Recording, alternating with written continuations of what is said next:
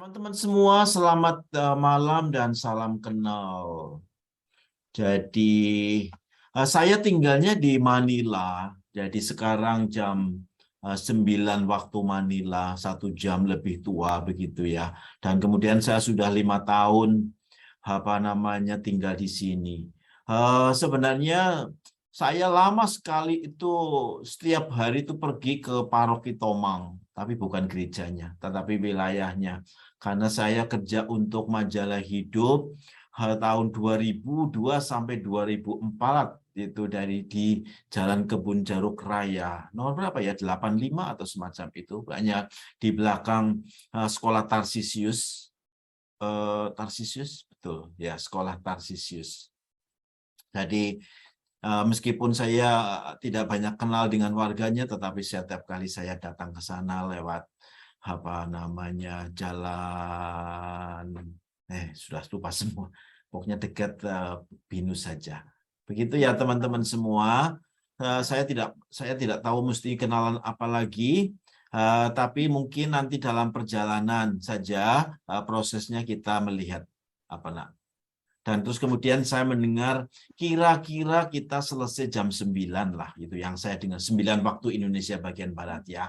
Jadi kita punya waktu 1 jam. Dugaan saya sih, saya 25 menit itu selesai menceritakan ini, dan kemudian nanti kita bisa tanya jawab kalau ada yang mau tanya jawab dan ada yang mau sharing. Gitu ya teman-teman semua. Kita lanjutkan dengan ya. Jadi topiknya adalah membeda-bedakan roh dalam hidup dan pekerjaan katanya hari ini. Dan terus kemudian mungkin tergantung apakah teman-teman paham dan familiar dengan membeda-bedakan roh atau tidak. Kalau tidak begitu familiar, mungkin bertanya-tanya begitu ya. Bertanya-tanya dalam arti ini roh apa ya? Apakah ini roh halus? Apakah ini semacam seminar eksorsisme? Eksorsisme itu adalah pengusiran setan atau apa? Itu tidak ada hubungannya dengan itu, teman-teman semua. Bagi mereka yang familiar dengan spiritualitas Ignatian, langsung nyambung sebenarnya yang dimaksud dengan membeda-bedakan roh itu. Dan kemudian dalam hidup dan pekerjaan itu barangkali.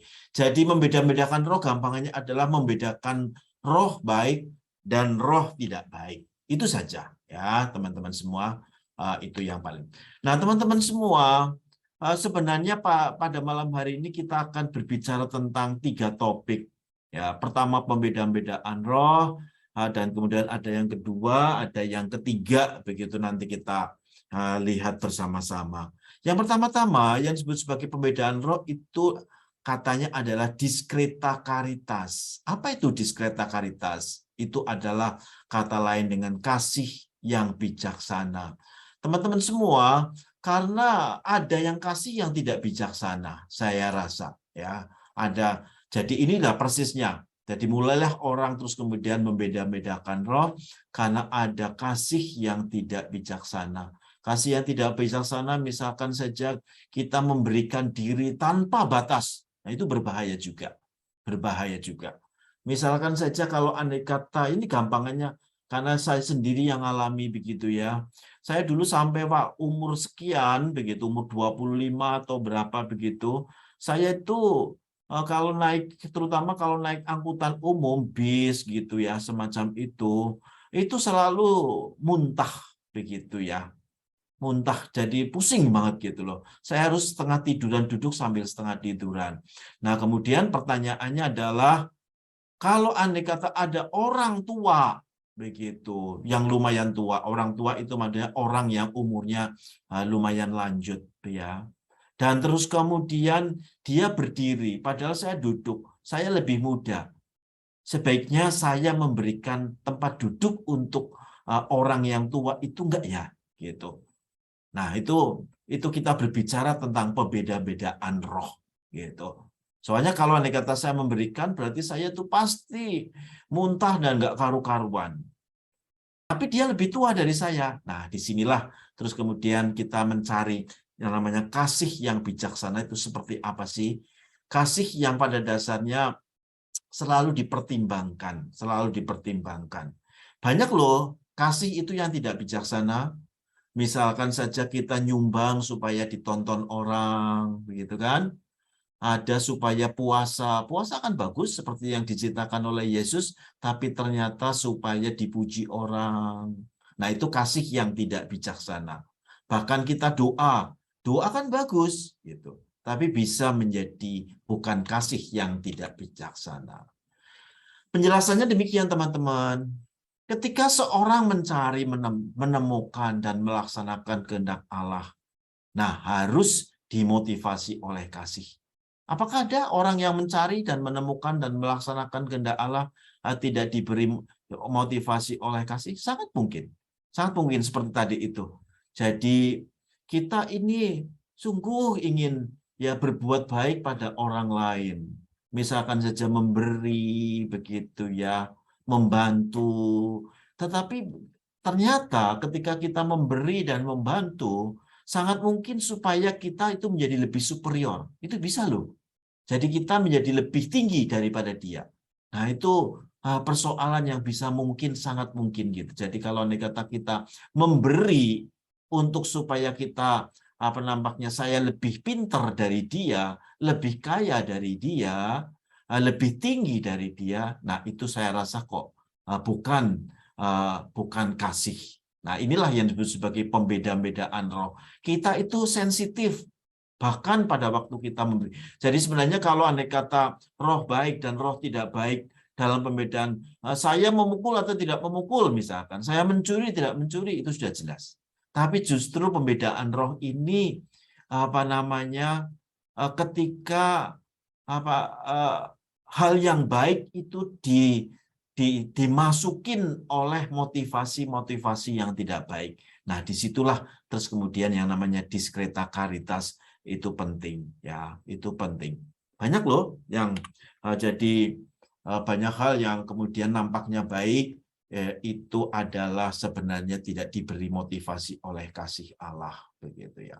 Teman-teman semua, ini kisahnya sederhanakan yang ada di dalam gambar ini, ya kan? Jadi orang-orang yang di belakang itu uniknya adalah semua orang itu yang membawa perempuan yang dikatakan berzina itu laki-laki semua, begitu.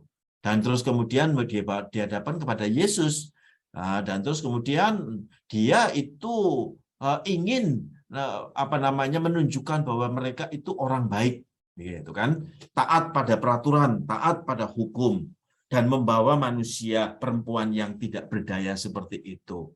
Dan terus kemudian seakan-akan Tuhan Yesus itu menyelidiki laki-laki yang membawa itu. Apakah kamu membawa perempuan ini yang memang bersalah begitu dengan motivasi kasih atau tidak?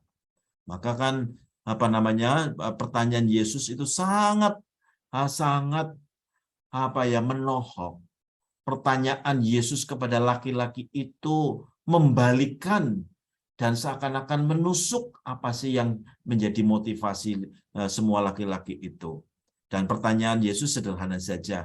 Barang siapa tidak pernah berdosa, begitu, kamu boleh menimpuk batu pertama kali pada perempuan ini, begitu, yang berdosa.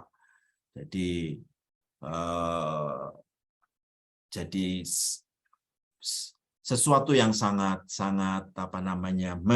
menarik ya dari gambaran seperti itu. Keutamaan dalam discernment penuh doa yang mendorong orang untuk menentukan objektif pilihan yang lebih baik setelah semua dipertimbangkan. Teman-teman semua, nah ini sesuatu yang penting sekali ya. Memberi kolekte itu bagus. Memberi pengemis itu jelas bagus lah, sudah gitu loh. Orang yang susah, orang yang lapar, kita beri makan, itu bagus. Itu sudah tidak perlu kita tanyakan lagi. Orang berdoa itu bagus, jelas. Kayak gitu. Tetapi dalam discernment, mendorong menentukan kata yang paling penting di sini adalah lebih baik. Gitu. Teman-teman semua, jadi tantangan dalam pembedaan roh adalah lebih baik setelah semua dipertimbangkan. Jadi sekarang kalau andai kata kita dibersihkan dari motivasi-motivasi yang tidak bagus, maka nyumbang kepada pengemis, memberi makanan pada pengemis, memberi mereka yang haus, itu sekarang menjadi lebih murni, lebih baik, ya kan? Kalau mereka yang familiar dengan spiritualitas Ignatian, inilah yang disebut sebagai magis. Apa ya namanya, demi kemuliaan Tuhan yang lebih besar. Itu kan poinnya di situ. Teman-teman semua, jadi pembedaan roh itu bukan hanya sekedar bahwa oh ini masuk akal gitu. Tetapi kita mau melakukan sesuatu, ya teman-teman semua, melakukan sesuatu yang pada dasarnya supaya kita mau mengikuti seperti Kristus. Kita ingin mengasihi orang lain, memberi kebaikan orang lain sebagaimana Kristus sendiri. Tentu saja beberapa orang, wah apa ini tuntutannya tidak berat ya. Kita kok ingin menjadi seperti Yesus sendiri begitu. Tetapi memang bukankah kita kan namanya saja orang Kristen, ya kan? Kita mau mengikuti Kristus. Kalau mau mengikuti Kristus kan seperti bahwa kita itu ingin menyerupai Kristus juga. Kalau tidak ingin menyerupai Kristus, namanya kan bukan Kristen mestinya. Teman-teman semua, setiap hari kita membuat pilihan. Itu poinnya. Setiap hari kita membuat pilihan. Sejak bangun pagi, gitu. Sejak terus kemudian kita mau bekerja, kita ini melakukan dan membuat pilihan. Nah, terus kemudian pertanyaan sama, yaitu yang tadi lebih itu, dalam situasiku saat ini, bagaimana aku berbagi lebih, memberi lebih, menjadi lebih. Jadi setiap hari teman-teman semua, ya jadi kita kebiasaan-kebiasaan kita setiap hari itu barangkali banyak yang bagus, banyak sekali yang bagus begitu. Tetapi terus kemudian kita pertajam, kita menjadi lebih baik dengan cara yang namanya pembeda-bedaan roh itu atau diskreta caritas. Ini bukankah menyerupai Kristus? Ada kutipannya ya teman-teman semua, 1 Korintus 2:16 begitu kan? Sebab siapakah yang mengetahui pikiran Tuhan sehingga ia dapat menasihati dia, tetapi kami memiliki pikiran Kristus. Ini ayat yang bagus loh ya. Siapakah yang mengetahui pikiran Tuhan sehingga ia dapat menasihati dia, tetapi kami memiliki pikiran Kristus. Itu poinnya adalah setiap hari kalau andai kata teman-teman tadi doa gitu, saya mengikuti doa dari teman-teman yang ada di sini, itu sebenarnya kita mau mencoba mengikuti pikiran Kristus juga. Setiap hari kita membaca Injil, membaca kitab suci, itu juga pikiran Kristus juga. Jadi sesuatu yang terus kemudian setiap hari kita mau menyerupai Kristus. Menyerupai Kristus pasti tidak akan kita dapatkan di dunia ini, tetapi kita dalam perjalanan, gitu kan? Dalam kerjaan yang semakin, gitu, yang semakin menyerupai Kristus setiap hari. Teman-teman semua, kita lihat ya, ini pasti Yohanes 4 ya, kitab suci Yohanes 4. Pertemuan seorang perempuan Samaria begitu dengan Yesus begitu kan. Coba teman-teman semua lihat ekspresinya. Ekspresinya adalah bahwa bukan Maria tapi perempuan Samaria ini nampak seperti lebih tinggi dari Yesus, ya kan? Yesus duduk begitu, sedangkan perempuannya itu adalah berdiri begitu, berdiri. Dan terus kemudian Yesus bertanya kepada perempuan ini, apakah saya boleh meminta air? Nah, kemudian perempuan Samaria itu mirip dengan apa ya, yang bermusuhan lah seperti hari ini, hari-hari ini begitu.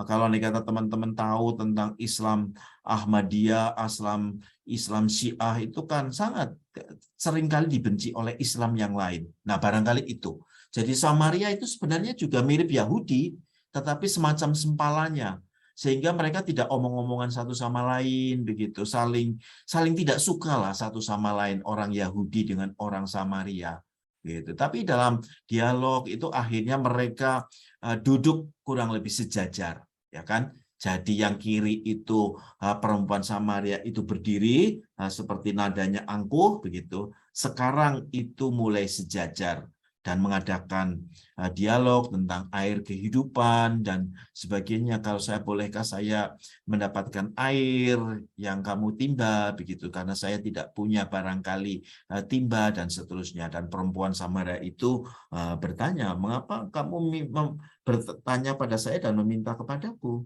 Gitu kan. Dan kemudian yang dramatis adalah yang ketiga ini ya teman-teman semua. Perempuan Samaria itu duduk dan seakan-akan sudah akhirnya paham tentang percakapan dan dialog tadi. Jadi terus kemudian dia sekarang seperti bersimpuh. Seakan-akan terus kemudian perempuan ini mengatakan kepada Tuhan Yesus, Yesus utuslah aku, begitu kan. Jadi perempuan ini memang pergi ke kota dan menceritakan bahwa dia sudah bertemu dengan Mesias. Dan inilah yang namanya diskreta karitas, kasih yang bijaksana begitu ya. Jadi ada perubahan-perubahan, ada pembeda-bedaan roh itu sebenarnya. Jadi itulah yang disebut sebagai. Nah, teman-teman semua, kita topik yang kedua ya. 4 macam discernment. Ya, 4 macam discernment itu apa saja? Teman-teman semua, saya cerita ini adalah gambar Ignatius Loyola. Kisah ini berlangsung tahun 1521. Kalau 1521 itu apa teman-teman semua? Berarti tahun lalu itu adalah 500 tahun yang lalu ya. Jadi makanya 2021 adalah 500 tahun kisah pertobatan Santo Ignatius. Ignatius itu adalah seorang serdadu begitu, perang begitu, peperangannya perang antar tetangga begitulah ya.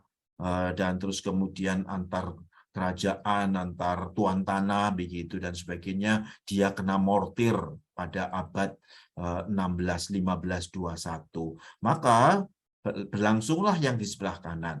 Kena mortir, kakinya itu luka parah, bukan hanya luka tetapi tidak bisa berjalan karena tulangnya itu patah, retak dan sebagainya. Maka dioperasi dengan cara abad 16 tentu saja. Jangan membayangkan operasi harus dibius dulu supaya tidak sakit dan sebagainya ya. Maka terus kemudian dia duduk di kamar sendirian. Coba bayangkan teman-teman semua, seorang yang biasanya sangat aktif, berjalan, gagah, begitu membawa pedang, tiba-tiba di kamar. Dan di kamar itu ngapain? Di kamar itu dia itu membaca 2 buku. Ya, nanti pokoknya kita lihat. Jadi menurut Ignatius, dalam pertobatan itu dia melihat bahwa 4 macam discernment. Yang pertama adalah discernment kehadiran Allah. Teman-teman semua, Allah itu ada di mana sih? Nah, gambarannya itu sebenarnya Allah itu ada di mana-mana. Bahkan pada waktu kita di mall dan segala macam, kita mungkin sedang naik eskalator begitu, dan terus kemudian Allah juga hadir di sana. Jadi 4 macam discernment adalah kita harus berani mengatakan, ya Tuhan ada di tempatku, ada di sekitarku, ada dalam pikiranku, ada dalam hatiku. Maka istilahnya kan finding God in all things. Jadi kita menemukan Tuhan dalam segala. Ya, makanya lah itu discernment kehadiran Allah. Kita menemukan Tuhan dalam segala. Yang kedua, jadi teman-teman semua, syarat untuk discernment itu kita harus merasakan bahwa Tuhan ada di mana-mana. Dan yang kedua adalah discernment gerakan batin. Teman-teman semua, apakah yang dimaksud dengan gerakan batin? Apakah teman-teman kadang-kadang merasa sedih? Nah, itu gerakan batin. Apakah teman-teman itu merasa gembira? Begitu. Itu gerakan batin. Dan sekarang adalah bukan hanya sekedar sedih, tetapi sedih plus. So, seperti Tuhan itu kok meninggalkan saya lah ya. Nah, itu gerakan batin. Dan terus kemudian saya males, mau doa males, begitu ya, mau kerja males. Nah, itu gerakan batin. Dan terus kemudian itu yang disebut sebagai konsolasi. desolasi, sorry. Ya, seperti jauh dari Tuhannya. Sedangkan konsolasi itu seakan-akan saya kok hari ini gembira dan kuat dan ceria dan tiba-tiba saya merasa dekat dengan Tuhan, doanya enak begitu, mengambil keputusan-keputusan itu terasa ringan. Itulah yang disebut dengan konsolasi. Jadi seakan-akan saya itu bergerak menuju pada Tuhan. Dan itu discernment, itu adalah pembeda-bedaan roh ya teman-teman semua. Nah terus kemudian masalahnya adalah kadang kita seringkali merasakan bahwa Tuhan dan tidak Tuhan itu seperti kita itu berada dalam satu wadah. Ya, Tuhan ada dan tidak ada itu ada dalam satu wadah, campur aduk. Makanya terus kemudian coba lihat teman-teman semua. Jadi antara God is nowhere dengan God is now here. Semua huruf itu sama teman-teman semua, tapi yang satu itu Tuhan tidak ada, sedangkan yang satu adalah Tuhan ada di sini sekarang ini. Dan semuanya adalah dengan menggunakan huruf yang sama. God is nowhere dengan God is now here. Jadi teman-teman semua, Tuhan itu sungguh-sungguh kerap kali. Kalau yang kanan itu mungkin cukup jelas ya teman-teman semua. Pengalaman konsolasi dan desolasi itu cukup jelas. Tetapi yang kerap kali tidak jelas adalah ketika Tuhan itu campur aduk. Ya, God is nowhere dan God is now here. Gitu. Nah teman-teman semua, kalau kita melihat Matius 15 atau Markus 8, kita ini mencari tanda-tanda gitu. Jadi kita setiap hari itu melihat tanda-tanda. Tuhan ada di mana ya? Gerakan batinku kayak apa ya? Dan itu yang disebut sebagai Matius ayat 16 itu, bahwa kalau andai kata pagi ketika ada badai dan terus kemudian langit itu nampak merah dan menakutkan, maka kita tahu bahwa misalkan bahwa akan segera hujan atau segala macam. Demikian juga diri kita ya teman-teman semua. Kita setiap hari itu mau mencari kehendak Allah, mencari Allah ada di mana. Mengapa saya merasakan seperti ini? Bahwa Tuhan ada kadang-kadang dekat, kadang-kadang jauh, itu tidak apa-apa teman-teman semua. Itu adalah pengalaman setiap manusia. Karena setiap kali kita itu melakukan yang namanya pembeda-bedaan roh. Lagi-lagi teman-teman semua, ketika kita bingung, maka kita kembali ke prinsip yang tadi itu. Diskreta caritas ya, kasih yang bijaksana. Kasih yang bijaksana itu tidak selalu menggembirakan. Kadang-kadang itu justru melelahkan kasih yang bijaksana. Misalkan saja ya teman-teman semua, sekitar 3 minggu yang lalu, ada seorang teman saya aktif di sebuah paroki. Nah, dia itu tanya kepada saya, Romo, saya diminta itu memilih, saya itu menjadi ketua lingkungan atau mau menjadi koordinator para katekis, begitu. Dan kemudian jawaban saya adalah, kamu milih yang lebih sulit dan memilih yang mungkin orang-orang itu kurang suka dengan jabatan itu atau pekerjaan itu. Jadi ketika dia bertanya, ketua lingkungan atau koordinator katekis, saya mengatakan kepada dia, kamu pilihlah yang lebih sulit dan pilihlah ketika orang itu kurang menyukainya. Tapi lagi-lagi teman-teman semua, itu bukan perkara bahwa yang lebih sulit itu lebih bagus. Tidak. Poinnya adalah yang namanya lebih tadi itu teman-teman semua. Kan lebih bagus, lebih baik, diskreta caritas. Yang membuat orang itu lebih punya kasih. Gitu kan. Jadi kadang-kadang memang memilih yang memilih roh baik, itu adalah kadang-kadang lebih sulit, lebih menderita, lebih melelahkan, dan seterusnya. Nah, dengan demikian ada yang namanya sekarang menjadi setelah macam-macam hal, ada gerak batin, ada menemukan Tuhan dalam segala, ada mencari tanda-tanda, akhirnya Tuhan itu apa ya? yang ingin kendaki Tuhan atas diriku ini apa? Nah, inilah yang dimaksud dengan mencari kehendak Tuhan. Ya, seperti inilah teman-teman semua, mungkin ini adalah Yesus sudah bangkit ya, Yohanes berapa itu? 21 atau berapa. Dan terus kemudian disitulah dia berbincang-bincang dengan murid-muridnya, barangkali yang di depan Yesus mungkin Petrus ya. Ketika dia ditanya, Simon, anak Petrus atau Petrus anak Simon, Simon Petrus, apakah kamu mencintai aku? Sampai 3 kali, ya kan? Dan itulah yang dimaksud dengan discernment kehendak Allah, mencari kehendak Tuhan. Kerap kali testingnya itu berkali-kali.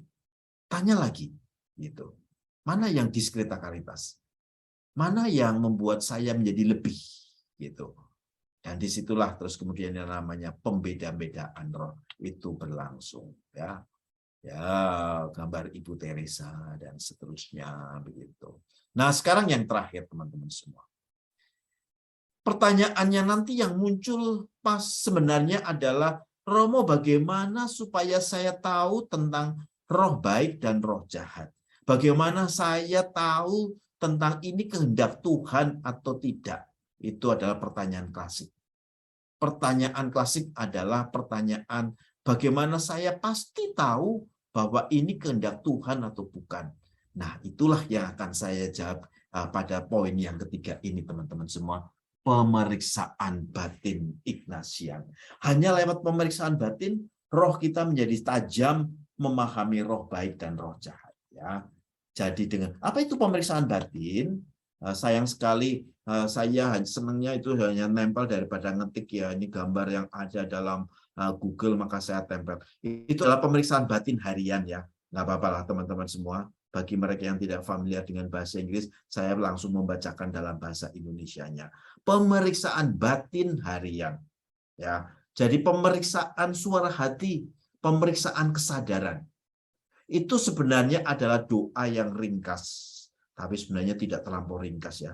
Karena 15-20 menit itu kan untuk orang-orang Jakarta itu kan sebuah kemewahan. Waduh, cari 15-20 menit itu susah, Romo. Tetapi cobalah gitu. Kalau bisa itu 2 kali dalam sehari. Dan ini diperkenalkan oleh Ignatius Loyola, pendiri Ordo Serikat Yesus atau Ordo Yesuit. Dalam teksnya, bukunya namanya itu adalah latihan rohani. Spiritual exercises itu latihan rohani. Supaya kita melakukan pemeriksaan batin, nah setidaknya 2 kali sehari, teman-teman semua. Kalau andai kata tidak punya waktu 15-20 menit, ya sudah 10 menit. Ya kan, teman-teman semua. Cari waktu yang tepat. Dan terus kemudian, aduh Romo 10 menit saja susah, ya sudah 5 menit. Kayak gitu. Dan kalau 5 menit juga tidak punya, ya teman-teman kayaknya akan masuk neraka itu kayaknya ya. Cari waktu ya, teman-teman 5 menit. Nah, begitu. Nah, kemudian yang diperiksa itu apa sih teman-teman semua? Nah, sesudah ini saya akan menyampaikan 5 tahap, 5 step begitu. Kalau andai kata orang melakukan pemeriksaan batin.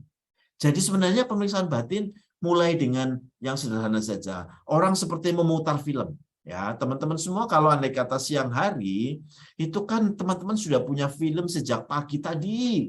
Bangun tidur sampai siang ini. Nah, itu filmnya itu diputar. Memori, melihat, pagi tadi ngapain ya? Begitu, saya marah. Atau tadi pagi saya sedih. Saya gembira sekali. Saya bertemu dengan orang yang sangat saya sukai. Gitu. Jadi itu. Jadi semata memutar film.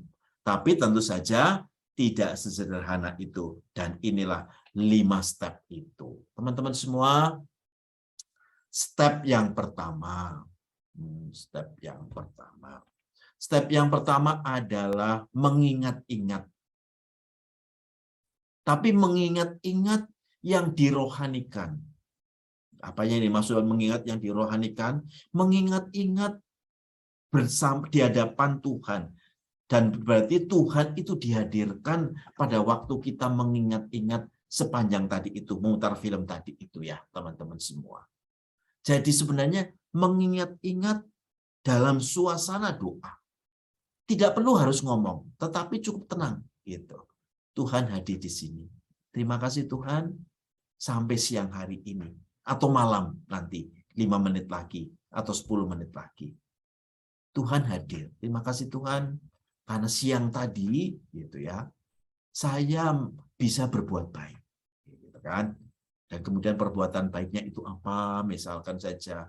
Tapi ya Tuhan tadi kok saya merasa perbuatan baik saya itu tidak ada kurang ada motivasi yang bagus.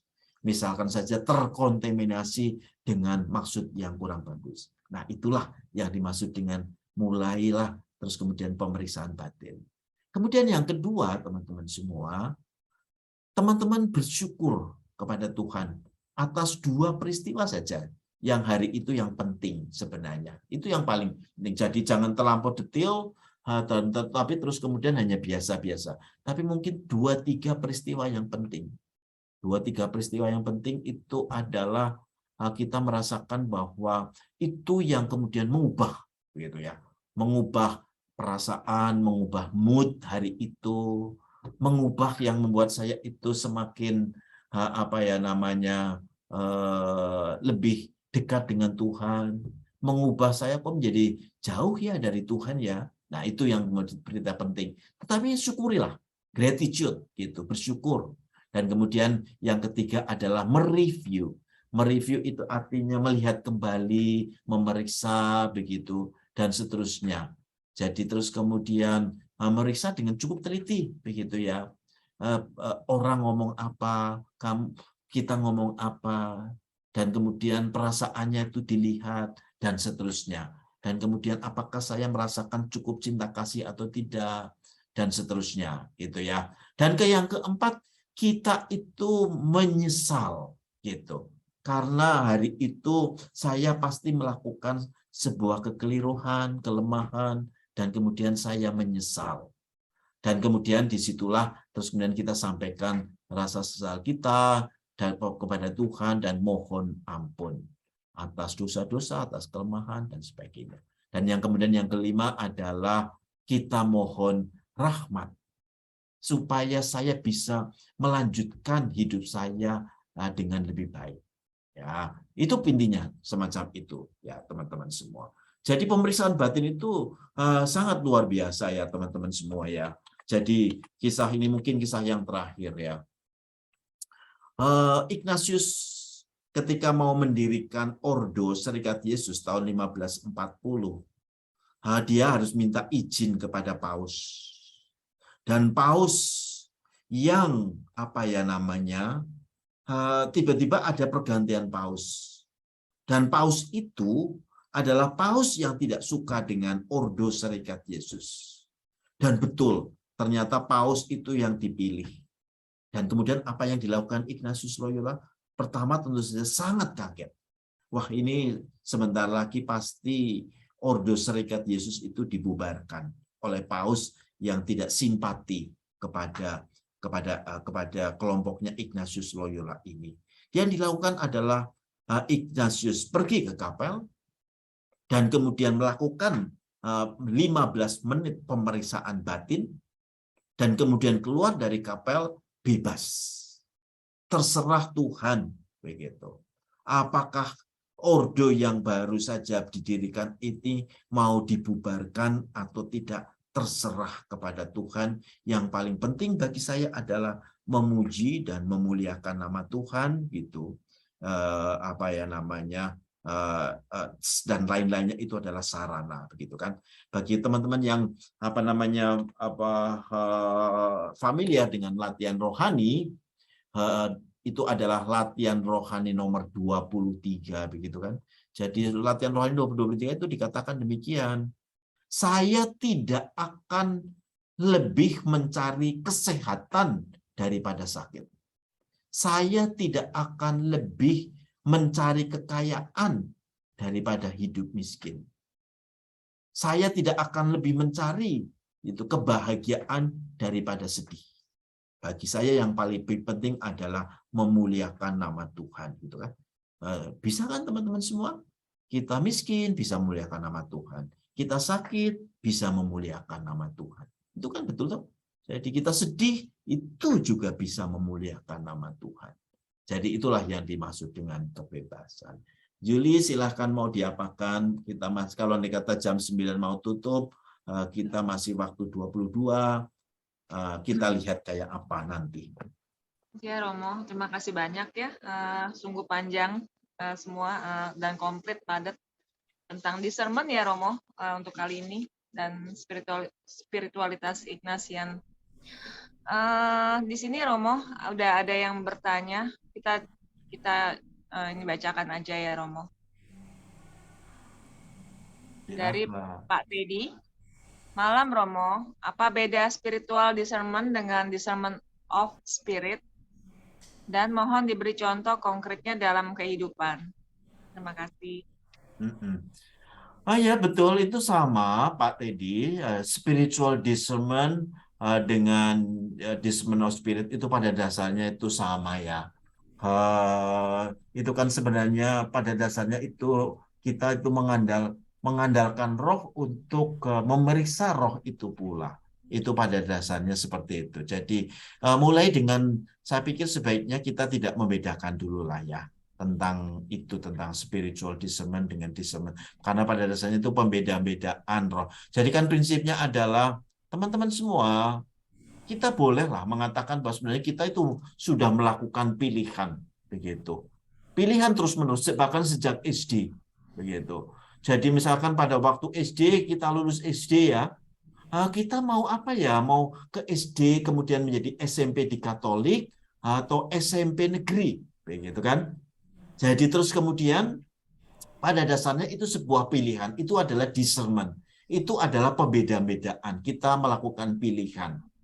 Nah, yang terus kemudian begitu lama ya sebenarnya orang kita mengaku diri Kristen, kita mengaku bahwa kita beriman, tetapi kita itu melepaskan apa namanya unsur iman dalam pemilihan-pemilihan tadi. Teman-teman semua boleh loh itu. Jadi kalau dikata tadi tanya contohnya apa sih? Itu pada waktu kita SMA, kita mau kuliah ya. Terus kemudian kuliahnya bidang apa ya? Saya mau milih kedokteran ataukah milih misalkan saja ekonomi atau apa. Dan terus kemudian kita mencoba untuk membuat sebuah pertimbangan-pertimbangan. Kalau perlu ditulis secara rasional. Itu langkah pertama. Kalau andai kata saya kedokteran, begitu, saya mungkin harus kuliah 8 tahun. Gitu. Kalau ekonomi itu 4 tahun. Orang tua saya cukup nggak ya untuk ikut mendukung saya? Kalau tidak cukup, saya ingin sekali kedokteran. Tapi apakah nanti saya bisa sambil kerja apa enggak ya? Dan kemudian setelah selesai kuliah kedokteran dan ekonomi masing-masing, saya tuh mau kemana ya? Bakatku kayak apa? Saya itu ingin apa dalam panggilan hidupku? Begitu. Dan tentu saja memang betul bahwa kalau Anda kata SMA, pertanyaan-pertanyaan itu memang masih terlalu sulit gitu. Tetapi kita sebagai orang tua, dan setelah itu teman-teman semua, setelah kita itu menimbang-nimbang, terus kemudian bawalah itu dalam doa. Dalam doa itu artinya, Tuhan, saya punya pilihan ini. Ya. Kira-kira apa ya Tuhan? Dan pada saat itu adalah masuklah sebenarnya seharusnya diskreta caritas gitu ya. Coba dimurnikan motivasi-motivasi yang kurang baik gitu.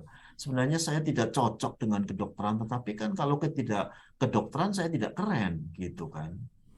Dan kemudian saya sebagai orang tua tidak bisa dong memamerkan saya kepada orang-orang. Sebenarnya anak saya tidak cocok gitu dengan. Nah, disitulah kemudian yang namanya diskreta caritas itu berguna. Jadi contohnya, tapi macam-macam pilihan-pilihan. Pilihan-pilihan yang besar, misalkan saja saya punya pacar, atau kita punya calon menantu, gitu. Itu kan bukan pilihan-pilihan. Dan terus kemudian yang paling penting kita berargumen, ya, kita berdebat, dan setelah itu dibawalah dalam doa, gitu. Dan kalau perlu doa bersama. Dengan demikian kalau doa bersama itu bukan yang namanya discernment itu tidak hanya individual, tetapi bersama, namanya discernment in common dalam bahasa Inggris. Discernment tetapi secara bersama-sama. Itu ada teknik-tekniknya. Ada teknik-tekniknya. Saya nggak tahu apakah teknik-tekniknya adalah gampangnya 3 tahap ya teman-teman semua. Ini sekarang sedang banyak sekali diungkapkan. Kalau andai kata kita dalam satu keluarga itu melakukan discernment, itu 3 tahap. Sederhananya. Tahap pertama, setiap orang ngomong. Ya, bapak, ayah, papa, mama gitu ngomong. Anak ngomong. Jangan didebat. Jangan dikomentari. Tetapi didengarkan secara sangat empati dan terus kemudian sebodoh apapun mungkin menurut Anda, jangan dikoreksi. Ini tahap pertama. Ya, tetapi dengarkan dengan penuh atensi dan sambil berdoa. Itu yang pertama. Kemudian yang kedua, nah disinilah terus kemudian bisa perkataannya mulai dengan demikian. Saya kok mendengar kamu, Pak. Tadi saya sangat terkesan pendapatmu. Begitu. Dan tapi saya kurang terkesan dengan pendapat ini. Dan setelah itu selesai. Dan kemudian orang lain diberi kesempatan untuk memberi komentar dan seterusnya. Itu tahap yang kedua. Dan kemudian yang tahap ketiga, kok sekarang kita merasakan ya bahwa pada umumnya Tuhan kok mengendaki keluarga kita ini melakukan apa. Teman-teman semua, saya tahu 3 tahap ini tuh butuh latihan-latihan yang panjang ya supaya clear bahwa ini kehendak Tuhan. Lagi-lagi kita kembali ke teori tadi selama 30 menit. Ada diskreta caritas, ada apa namanya kehadiran Allah, ada apa gerak batin begitu. Dan teman-teman semua kalau pada waktu kita misalkan saja mendebat gitu, gerak batin saya itu apa ya? Gitu. Gerak batin saya itu dimotivasi oleh apa? Dimotivasi ketidaksukaan, dimotivasi kebencian, atau dimotivasi oleh kasih. Nah, untuk itu butuh pemeriksaan batin. Jadi apa jalur-jalurnya begitu ya. Silahkan Juli, yang mana lagi? Ada lagi yang bertanya. Oh, nggak ada. Ini Romo. Tadi kan yang Romo bawakan tadi kan itu kan untuk jangka panjang ya Romo, untuk discernment-nya. Gimana kalau kita dihadapkan pada satu keputusan yang harus pada hari itu juga kita putuskan, Mo? Ya, itu bisa. Ya memang ada spontanitas. Makanya itu dan belum tentu betul ya. Tapi ya lakukan saja. Nah, makanya inilah yang mengapa pemeriksaan batin itu penting. Maksudnya pemeriksaan batin penting adalah oh tadi itu benar, bagus juga. Tetapi sebenarnya bisa lebih bagus. Nah, kemudian kalau suatu saat peristiwa itu datang, terus kemudian kita bisa melakukan dengan baik. Lagi-lagi teman-teman, bukankah sebenarnya kita itu sudah melakukan yang kayak gituan juga toh? Tanpa saya menerangkan malam ini, itu sebenarnya teman-teman semua itu sudah melakukan. Paling-paling yang mau yang baru, paling-paling penegasan adalah bahwa mari kita memilih, kita mempertimbangkan dengan mengikut sertakan Roh Kudus, mempertimbangkan apa namanya mengikut sertakan Tuhan yang menghendaki apa dalam diriku. Itu yang kemudian paling-paling penegasan yang mau saya katakan. Ya. Romo, saya mau bertanya. Boleh. Romo perihal konsolasi tadi ya. Kalau kami kan di devosi kerahiman ilahi ada jam kerahiman setiap pukul 15. Merenungkan sengsara Yesus. Nah, itu kadang membawa kita untuk mencucurkan air mata dengan merenungkan sengsara Yesus. Kadang bisa air mata keluar, kadang tidak. Tetapi pada saat dibantu disarana oleh lagu itu lebih keluar perasaan ininya. Dekat dengan Tuhannya. Apakah itu konsolasi yang palsu? Bukan, karena ada sarananya didukung oleh lagu gitu loh.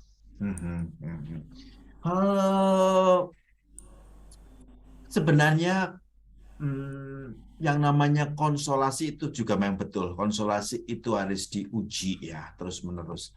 Dan bahkan sebenarnya yang namanya desolasi itu juga tidak otomatis buruk ya. Tiba-tiba kok saya merasa Tuhan itu jauh ya.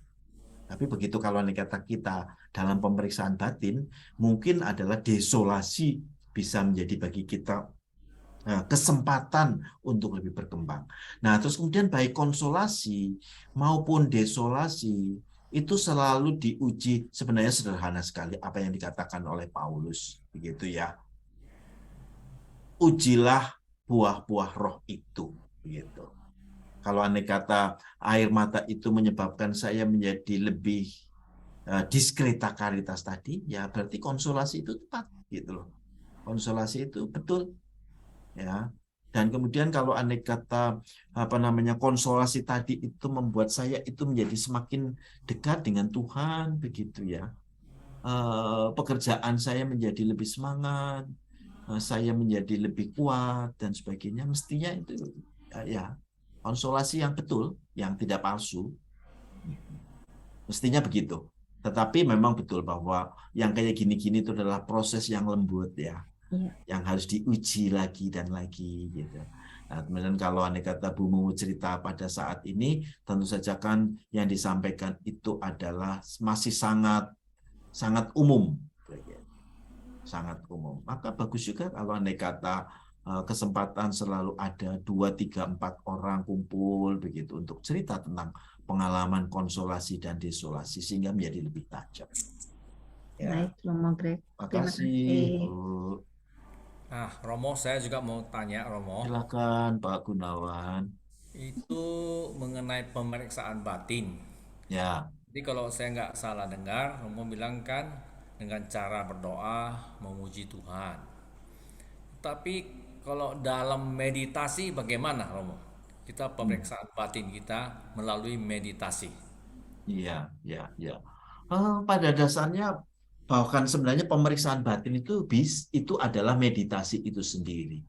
Dan terus kemudian masalahnya adalah bahwa meditasi itu saya sendiri bukan penggemar meditasi, tetapi pengalaman saya mendengarkan orang melihat itu ada meditasi dengan berbagai macam ya tujuan lah katakanlah begitu. Bahkan terus kemudian ada yang aliran yang mengatakan saya mempunyai meditasi tanpa tujuan gitu.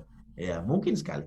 Maksudnya tujuan adalah ada meditasi-meditasi yang untuk healing ya, penyembuhan. Gitu.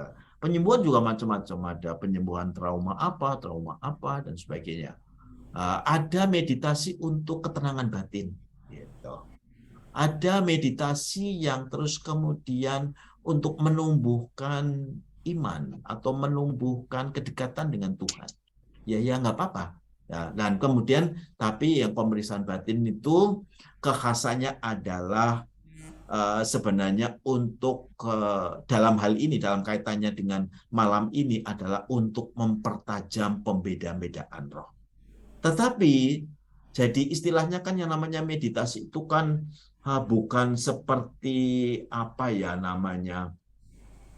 seperti kamar satu dengan kamar yang lain. Kalau Pak Gunawan itu punya kamar begitu, kotak-kotaknya itu sangat jelas gitu.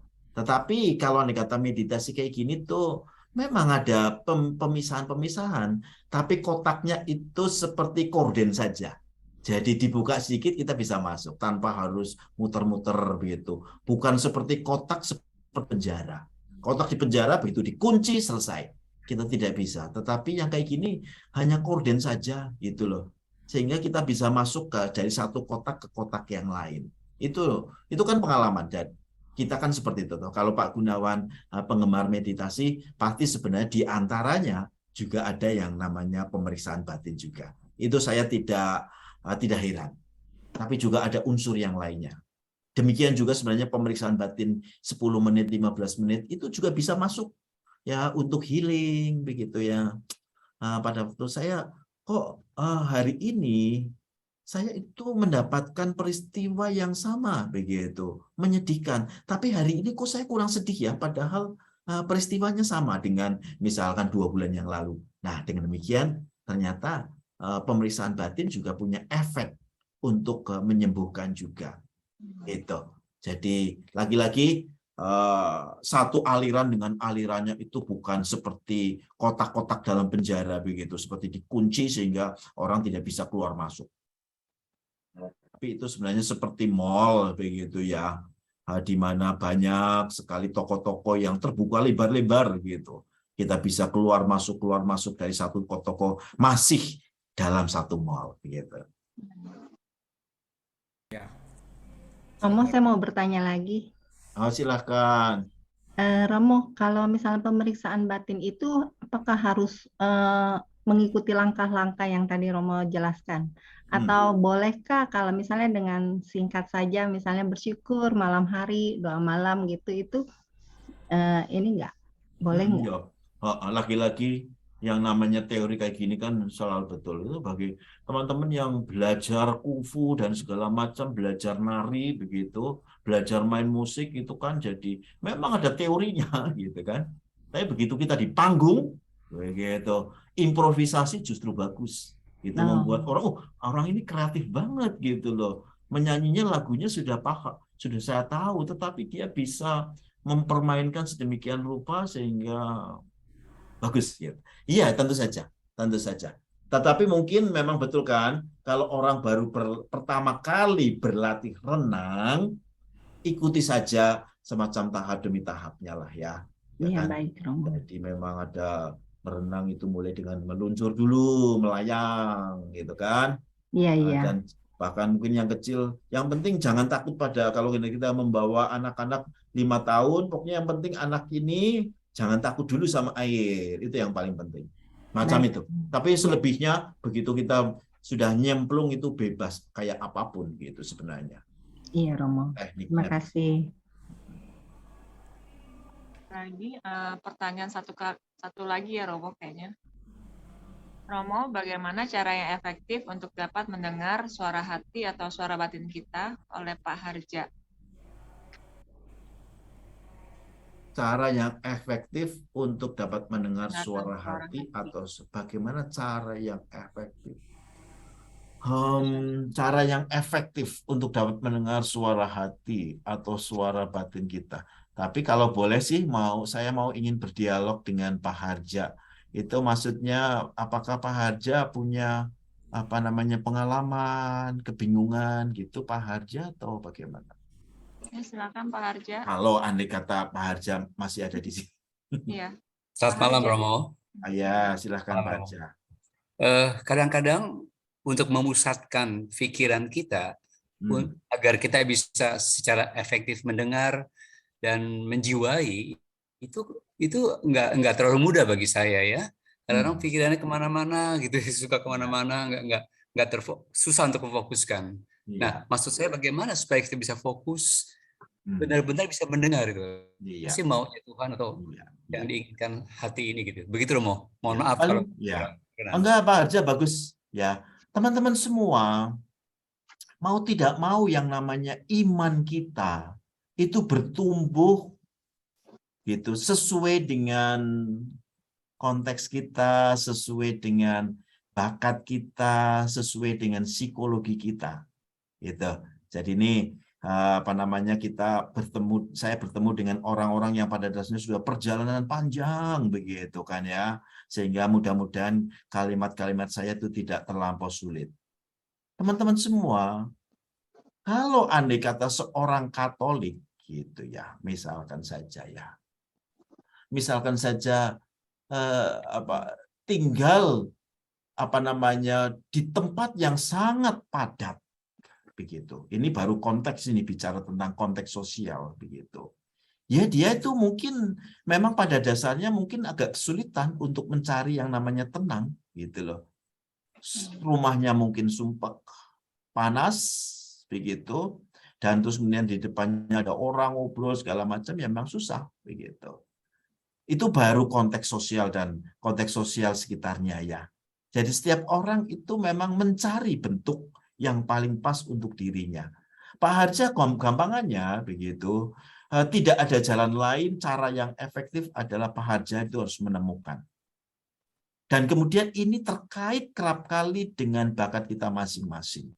Ya, setidak-tidaknya saya itu belajar psikologi ya, teman-teman semua. sekarang saya punya keyakinan tidak ada orang yang bodoh. Begitu. Tidak ada orang ya, dulu kan kalau kita masih di SMP begitu ya, gara-gara dia itu tidak pinter matematika, oh anak itu memang bodoh kok gitu. Nilainya matematika jelek atau fisika jelek gitu. Itu bodoh itu memang. Tetapi sekarang saya menjadi yakin dan tahu setiap orang itu mempunyai kemampuan yang berbeda. Gitu. Setiap orang itu mempunyai kemampuan yang berbeda. Jadi menurut psikolog namanya Howard Gardner, minimal kita ada 8 gitu. Intelijensi ganda gitu kan, multiple intelligences itu ada 8 begitu. Jadi kalau Pak Harja itu tidak mudah untuk tenang, jangan-jangan memang bakatnya bukan menemukan Tuhan dengan cara yang seperti itu gitu loh. Tuhan kan ada di mana-mana. Tadi kan disebut sebagai finding God in all things begitu. Bahkan ada orang gitu, saya kok merasa bahwa menemukan Tuhan itu bukan di gereja katedral tapi di pasar Senen ya, kenapa ya? Gitu kan. Terus saya menghargai itu loh perkataan seperti itu, meskipun saya ingin memeriksa lebih lanjut. Benar enggak? Gimana ceritanya? Itu biasanya kalau saya tanya bukan mentertawakan, tetapi ceritanya gimana sih? Kok bisa kamu mengatakan bahwa saya lebih bisa menemukan Tuhan di pasar Senen daripada di gereja katedral? Gitu. Saya itu kalau andai kata di katedral begitu ya, saya melihat orang-orang itu datar ya, gitu. Misalkan saja jawabannya datar, tidak ada apa namanya orang-orang yang mengejutkan yang membuat saya yakin Tuhan itu hadir. Tapi di pasar Senen saya melihat pengemis gitu ya, saya melihat orang berantem. Tapi ada juga saya melihat orang yang dari kerja dari jam 5 pagi sampai jam 10 malam dan tidur di situ, bisa ya gitu. Dan saya kok bisa menemukan Tuhan di situ. Jadi maksudnya intelijensi orang itu memang beda-beda. Minat orang itu beda-beda. Ada orang yang bisa menemukan Tuhan dengan cara membaca puisi, membaca novel, menonton film begitu. Dan seterusnya, dan seterusnya. Ya memang ini sebuah tantangan gitu ya. Memang maka kalau kita punya anak-anak itu memang kita hati-hati gitu ya. Antara yuk kita ajak dia ke gereja dalam arti itu tepat gitu ya, sedikit mendisiplinkan lah begitu. Nah, tetapi juga kita harus memberi kesempatan dia untuk menemukan bakat-bakatnya juga, bakat beriman gitu loh. Sebelum nanti bisa terjadi bahwa anak saya kok menjadi sangat anti ya terhadap yang namanya agama dan iman Katolik begitu. Karena mungkin kita itu selalu mendesak dia, menekan dia dengan satu cara saja beriman gitu. Satu cara saja beriman. Padahal kita beriman tumbuh itu lewat berbagai macam cara. Banyak sekali, banyak sekali. Saya harus mengatakan saya tidak mengatakan bahwa kita tidak perlu ke gereja, tetapi ke gereja itu hanya salah satu cara, begitu. Salah satu cara. Ya ini memang sesuatu yang pantas untuk didiskusikan lebih lanjut, begitu. Ya, silakan kalau terserah panitia mau dilanjutkan atau selesai atau apa. Ya. Romo, saya bersyukur juga ya malam ini Romo ada memberikan sedikit clue-clue tentang tantangan pembedaan roh itu. Ada clue-nya tuh seperti ada kata kuncinya lebih baik. Mula-mula kita hidup ini kan kita setiap hari membuat pilihan, terus lebih baik dan ada motivasi kasih. Kebetulan kemarin ini juga beberapa hari lalu kan suami saya kena DBD. Waktu itu saya memang dihadapkan oleh suatu pilihan yang sulit antara saya ingin suami saya dirawat home care atau masuk rumah sakit. Nah, home care itu kebetulan memang saya punya teman sekolah dokter dan memang dia ada home care. Tapi kebetulan udah lost contact ya sejak pandemi kemarin dengan teman dan susternya itu yang biasa merawat. Nah, malam itu udah harus putusin ya, harus udah soalnya dia sudah hari ketiga ya. udah hari ketiga atau hari keempat memang udah harus masuk di infus. Jadi ya kurang lebih malam itu saya udah agak bingung dengan anak-anak ya. Akhirnya memang saya putuskan tadinya memang mau ke rumah sakit yang dekat rumah. Cuman karena ada sesuatu hal juga, akhirnya juga nggak lama tuh dalam keadaan lagi bingung itu, ya memang masuk telepon dari suster yang biasa home care. Ya di situ ya saya merasa memang itu jawaban Tuhan. Memang kadang-kadang nggak mudah ya kita membuat pilihan di saat lagi terjepit gitu, Romo. Tapi saya percaya memang Tuhan ya mengizinkan kita ya mungkin melalui doa-doa singkat kita pada waktu lagi kita kejepit itu, dan juga akhirnya ya dia memberikan kita jalan gitu, Romo. Dan memang benar ya kunci-kuncinya bahwa dengan pilihan itu kita merasa juga lebih baik. Seperti tadi kan Romo bilang bagaimana kita bisa berbagi lebih, memberi lebih, menjadi lebih lagi. Ya dengan akhirnya saya merawat suami saya di rumah, ya kita dapat memberikan yang lebih lagi untuk dia gitu. Bersama dengan anak-anak merawat gitu, Romo. Karena pertimbangannya tuh kalau di rumah sakit kan kita mesti bolak-balik di swab, Romo, repot gitu. Jadi saya agak bingung di situ juga. Ya, terima kasih Romo untuk clue-cluenya gitu. Saya sedih juga tadi pertanyaan Pak Raja, kok pengalaman saya Romo, itu saya dulu rajin sekali baca firman Tuhan. Begitu saya dihadapi itu untuk berbuat jahat, itu firmannya itu keluar. Otomatis entah gimana dalam hati kita keluar. Contohnya dulu itu kita mau bisnis kan sering tuh dilayani, itu mereka sediakan itu cewek-cewek itu di Malaysia itu. Jadi itu begitu apa saya Tuhan saya mau datang bisnis gimana? Itu langsung keluar itu. Saya mengutus engkau seperti domba di tengah-tengah serigala. Maka harus tulus seperti merpati dan bijak seperti ular. Wah, dia keluar itu. Kemudian lagi malam berikutnya itu keluar itu, kalau kamu hidup dalam daging, kamu akan mati. Tapi kalau kamu hidup dalam roh, kamu akan hidup. Itu keluar sendiri tuh. Kenapa? Jadi menurut saya tadi yang pengalaman setiap orang berbeda-beda. Kalau saya ini kalau semakin kamu membaca firman Tuhan, firman itu keluar itu dari hati waktu pada saat-saat kita terjepit, perlu bantuan itu. Jadi gitu aja. Oke, saya rasa itu aja. Saya rasa waktunya sudah cukup. Mungkin kita